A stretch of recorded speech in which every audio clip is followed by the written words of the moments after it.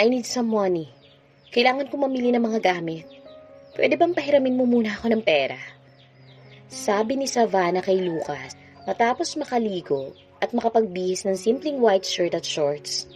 You see, paulit-ulit na lang itong mga sinusuot ko. I'll go with you. Hindi ko type yung mga sinusuot mo. Sabi ni Lucas sa kanya, let me choose what you should wear. Pati ba naman sa pagpili ng damit ko, gusto mong ikaw pa rin na masunod? Gusto ko lang ipaalala sa'yo. Ako pa rin si Savannah. Binago mo lang ang mukha ko pero hindi ang buo kong pagkatao. Kaya sana, yung mga ganyang bagay, hayaan mo ako magdesisyon, pwede? Iritadong sabi niya rito.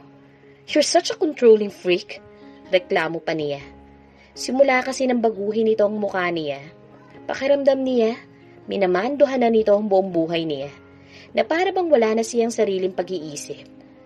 Na lahat disusi na lamang. Nakalimutan mo na ba mga kondisyon ko? Tanong nito sa kanya. Hiniling mong tulungan kita, pues sundin mo kung ano ang makakabuti sa'yo, okay? Lalaki ako, at alam ko ang taste naming mga lalaki. Kung gusto mong makuha ang atensyon ng asawa mo at mapaghigantihan mo siya, makinig ka lang sa akin, okay? Napabuntong hininga siya ng malalim. Sa ngayon wala siyang magawa kundi ang sumunod sa bawat sabihin nito. Dahil kailangan niya ito. Isa pa wala siyang access sa pera niya, kaya hindi siya pwedeng magmatigas dito. Nakakainis lang na masyado naman itong binabantayan ng bawat galaw niya, na parang nawawalan na siya ng sarili niyang identity. Porke ba binago nitong mukha niya, gusto na rin itong baguhin ang buong pagkatao niya. Mas masahol pa siya sa isang robot na pinapatakbo ng lalaking ito. Ngunit baka nga tama ito. Baka nga kailangan niyang ibagay ang kilos niya at ang taste niya ng pananamit niya sa mukha niya ngayon. Which made her think na talaga bang kasuklam-suklam ang dati niyang pagkatao? Talaga bang hindi siya desirable dati? 35,000 pesos for just one dress? Nalululang sabi ni Savannah nang makita ang tag price ng isang bestidang pinili ni Lucas para sa kanya. Kahit anak mayaman siya, never siyang bumili ng mga branded na damit at sapatos o kaya bags. Katwiran niya, gagastusin na lamang niya yon sa masarap na mga pagkain kaysa bumili ng ganito kamahal na mga bagay. Ayaw mo kumuha ng maid pero gumagastos ka ng ganito kamahal sa damit lang? Alam mo bang makakabili na ako ng 10 bestida sa Taytay sa presyo ng isang to? Napaismid na lang sa kanya si Lucas. Saka may authority na tonong inabot sa kanya ang damit. Just get this, okay? Anito. Yan ang isa sa mga babaguhin natin sa'yo. Yung cheap taste mo. Kaya tuloy pati sa pagpili ng lalaki yung cheap mo. May sarkasam pang sabi nito sa kanya. Nagpoprotesta ang kanyang mukha habang tinitignan ang pagkamahal-mahal na bestida.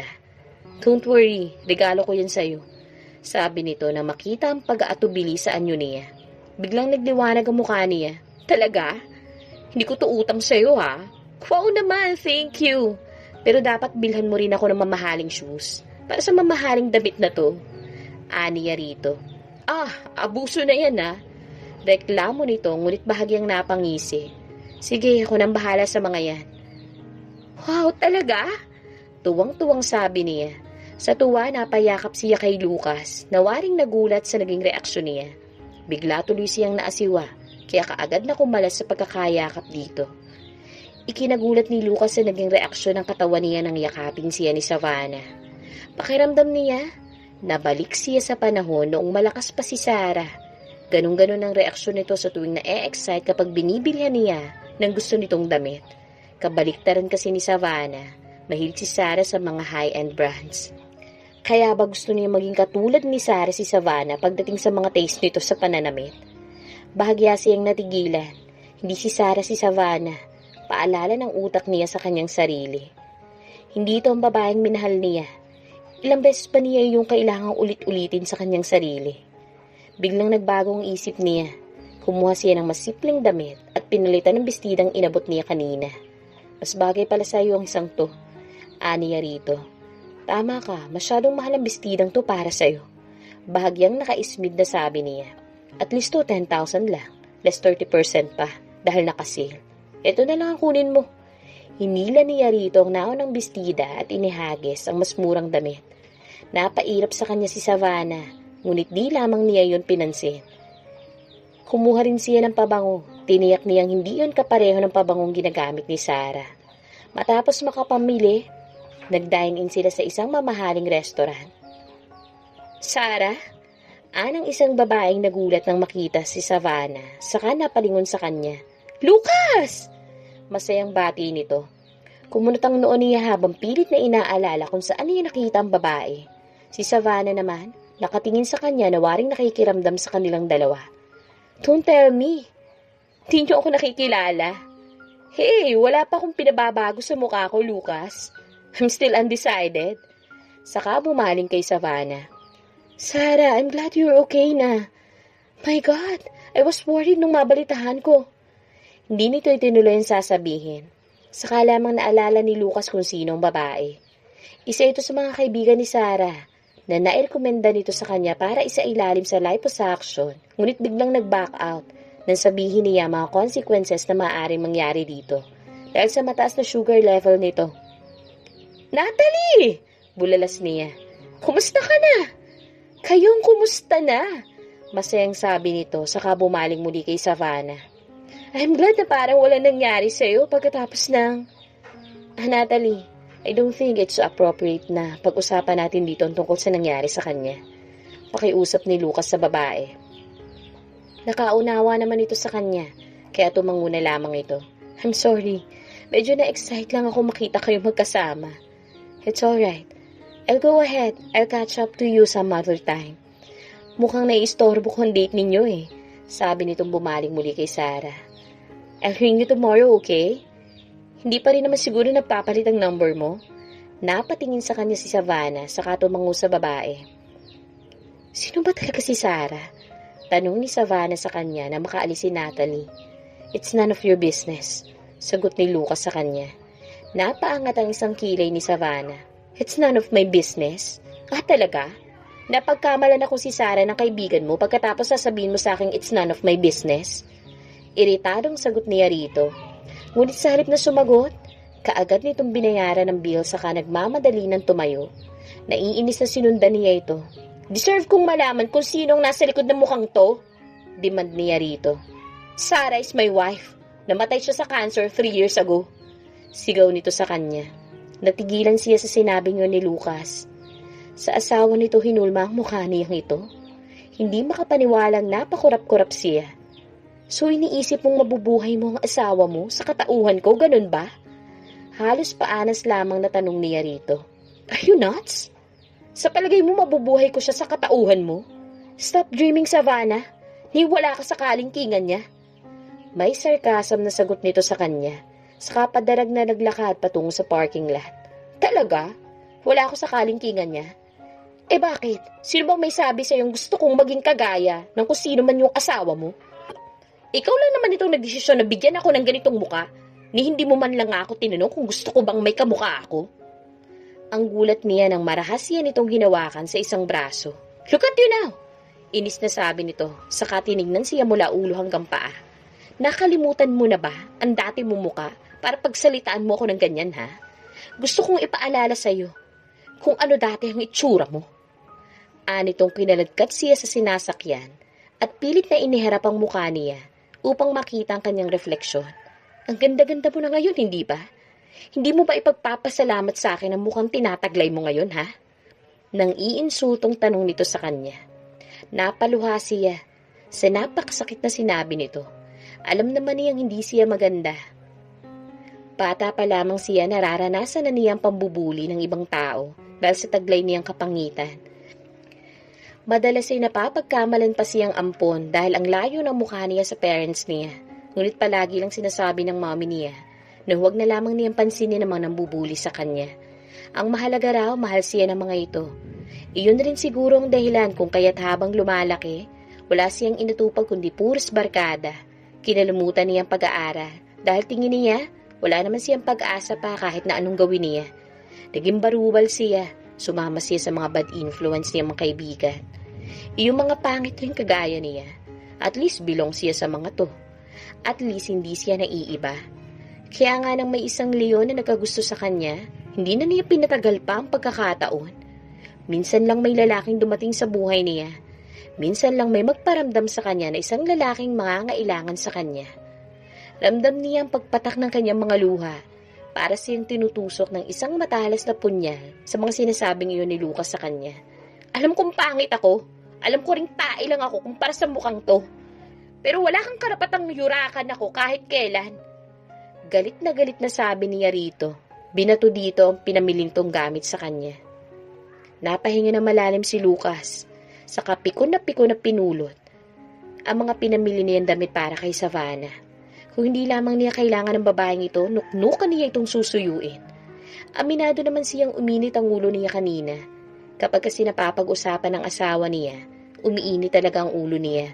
Kung kaya't kung ano-anong masasakit na salita tuloy na sabi niya kay Savannah.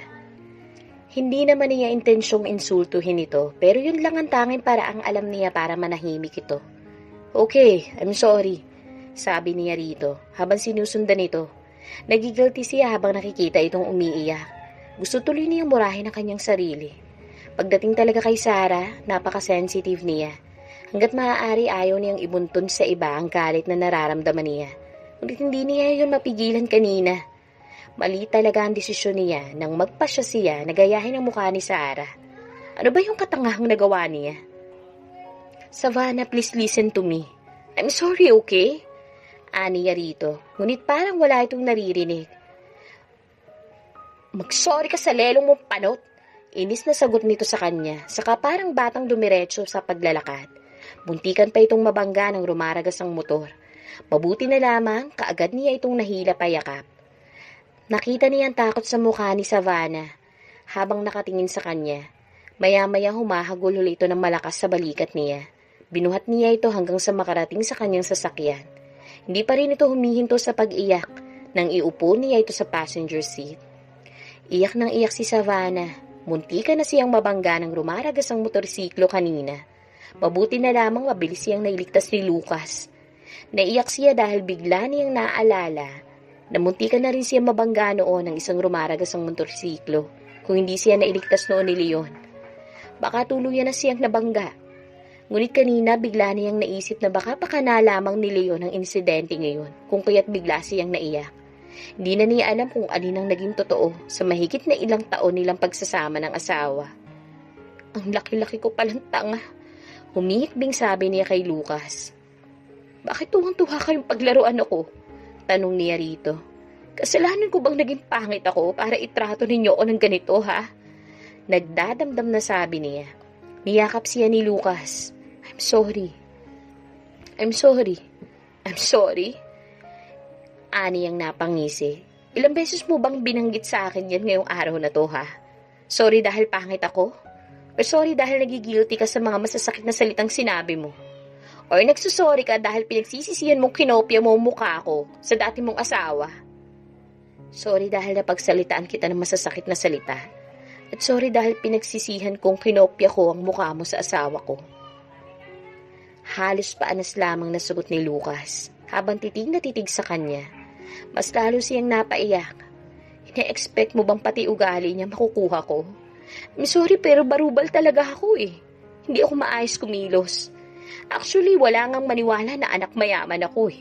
Pero gusto ko na tuloy maniwalang ampun nga lang talaga ako ng mga magulang ko. Gusto mong irespeto ka ng ibang tao.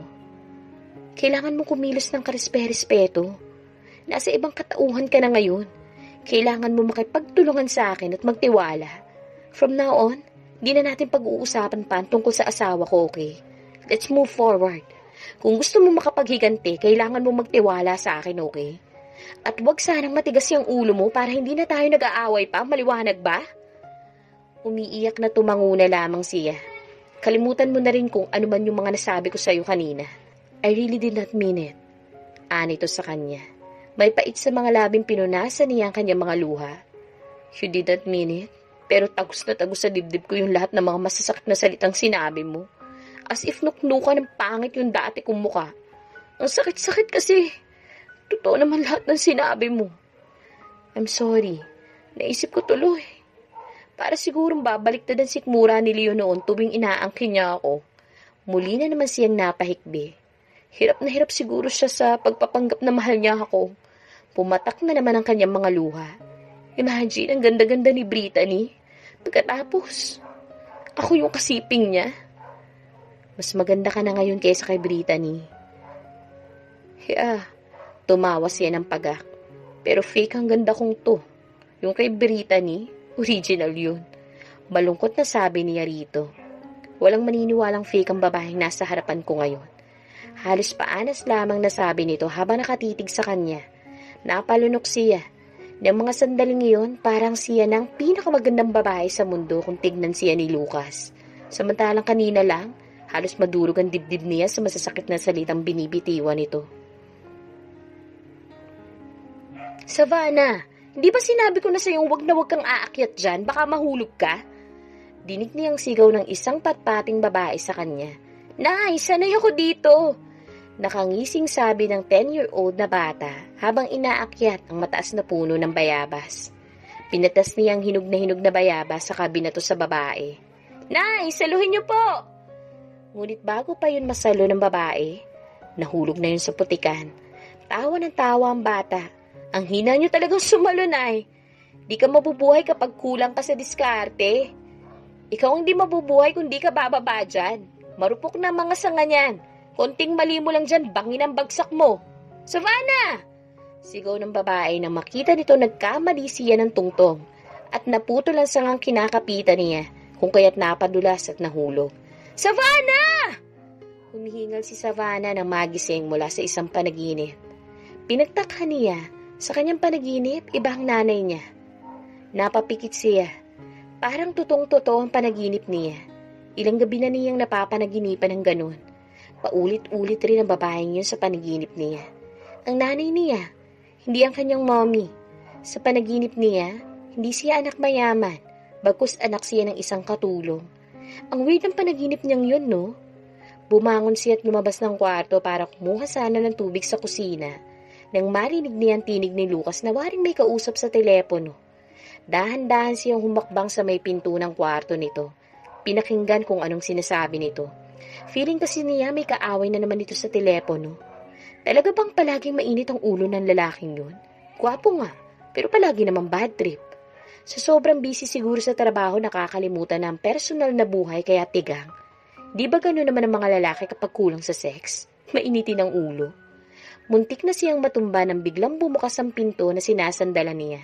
Napatili-tuloy siya sa gulat. Ano ginagawa mo? Kunot noong tanong nito sa kanya. Nakikinig ka ba? Namula ang pisngi niya. Hindi ha? Bakit naman ako makikinig? Pakailam ko naman sa'yo. Pairap na sabi niya, saka lumakad patungo sa kusina para kumuha ng tubig. Bakit nga ba siya makikiusyoso sa buhay nito? Pakailam ba naman niya kung sinong kausap nito sa telepono? Bukas sasamahan kita sa parlor para mapagupitan ka. Mapakulayan na rin yung buhok mo. Sabi nitong sinundan pala siya papuntang kusina. Di bagay sa'yo yung buhok mong yan. Nagmumukhang cheap ang beauty mo. Muntik na siyang mabulunan sa narinig. Nag-angat ng isang kilay. Magsabi ka nga sa akin ng totoo. Doktor ka ba o beautician? Lahat na lang ba napapansin mo? Baka pati kulay ng panty na suot ko. Gusto mong pakailaman na rin. Inis na sabi niya rito. Lumapit ito sa kanya at halos idikit ang mukha sa mukha niya. Oo sana. Iwas-iwasan mo magsuot ng matitingkad na kulay ng panty. As much as possible, just wear skin tone or black underwear, okay? Sagot nito sa kanya. Saka mabilis yan tinalikuran. Nanggigigil siya habang sinusundan nito ng tingin.